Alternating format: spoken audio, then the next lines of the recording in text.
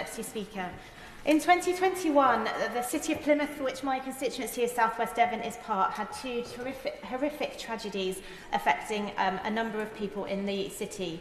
We had the Keyham shootings, which were incel linked, hence my question about that earlier, and the tragic murder of Bobby Ann MacLeod, and I know both of the ministers are well aware of those cases.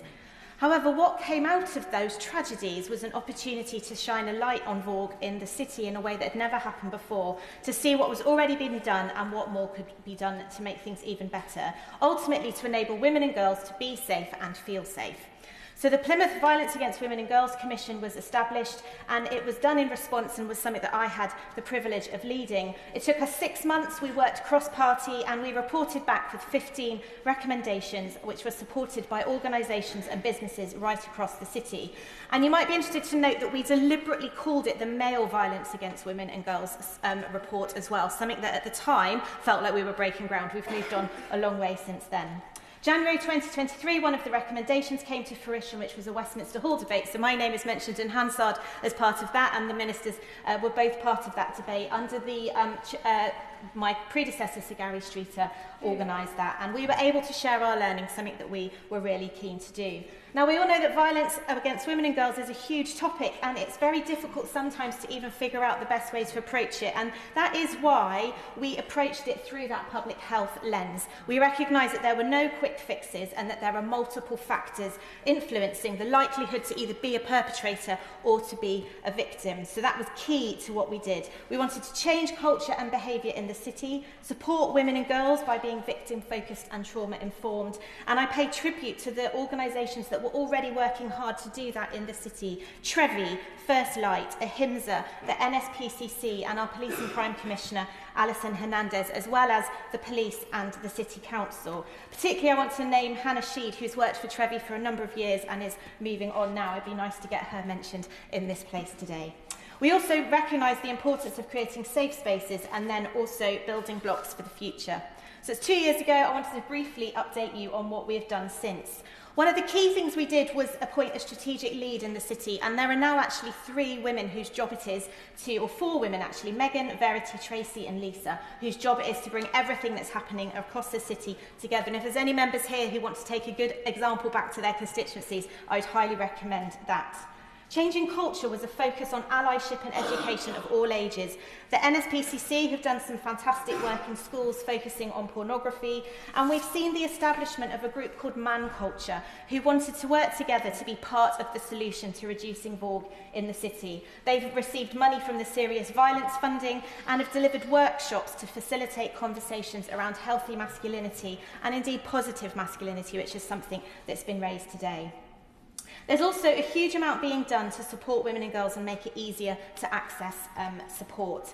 Since 2022, the city has been pursuing a coordinated community response accreditation, which is working with Standing Together Against Domestic Abuse, where we want to make sure that we have an assessment of how we deal with all of this work, multi-agency. There's been a review of the city's MARAC, which has led to improvements, and a new steering group, which is ongoing.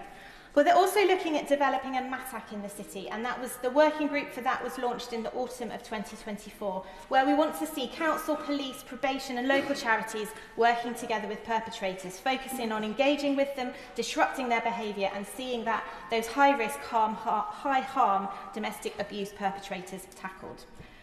Then, in terms of creating safe spaces, a huge amount has been done on that, and of particular note is something, now you have to bear with me, it's a very, very long name, Plymouth's Evening and Nighttime Economy Predatory Behaviour Disruption Partnership is working a pilot at the moment, which is looking at how we can bring together civic tools and criminal together, because often we know that criminal tools are not enough, or they don't hit a trigger point. So what could we use? How could we use civic tools to enable us to tackle predatory behaviours? So in the last 12 months, we've had 12 community protection notice warnings served, 1 antisocial behaviour stage 2 warning served, and 5 meetings at police stations with words of advice. Now that to me is really cracking action, and is something where we've brought together those non-criminal actions to ensure that we can tackle that predatory behaviour. So well done to everybody involved in that. So the key there is that they've been working together and holding each other to account.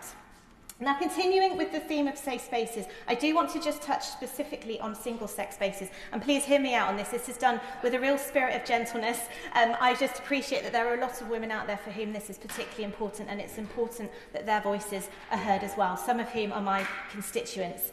There's a concern amongst women at the moment about the lack of clarity over language and guidelines, and that's why the former Women and Equalities Minister, the Right Honourable Member for North West Essex, launched a call for input, seeking examples of where guidance is being set out that might wrongly suggest that people have a legal right to access all single-sex spaces and services according to their self-identified gender.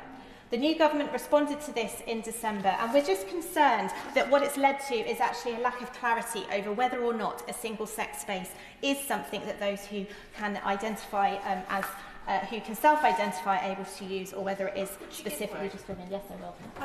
She's making another very powerful speech, and her examples of real-life examples of how we can change things, multi-agency, are so powerful. But her point on clarity is so important, so can I urge her to keep fighting to make sure that we have that clarity? Yes, thank you to my right honourable friend for her contribution. I think it is just really clear, and I think it would be great if the ministers could address that this afternoon for those who are watching this debate to understand whether they will recommit to doing something on single-sex spaces. But just to end on another note, finally, back to Plymouth, just another thought. The experts that are working around our city are beginning to look at the fact that the Domestic Abuse Act 2023 gave a statutory standing to children to be considered as victims in their own right, and the men and women that are working in Plymouth on this are beginning to wonder whether we actually shouldn't look at calling it violence against women and children rather than violence against women and girls, because the challenge with any label is it can actually take our focus off what we need to be talking about. So I'd just be very interested later on in the debate to hear the Minister's response to that. And finally, I've set out very briefly the results of this Commission on Violence Against Women and Girls and our recommendations. You are all welcome to come and visit Plymouth to see what we have done. We have not solved the problem, but I do believe we've gone a very long way towards playing our part in tackling violence against women and girls. Yeah.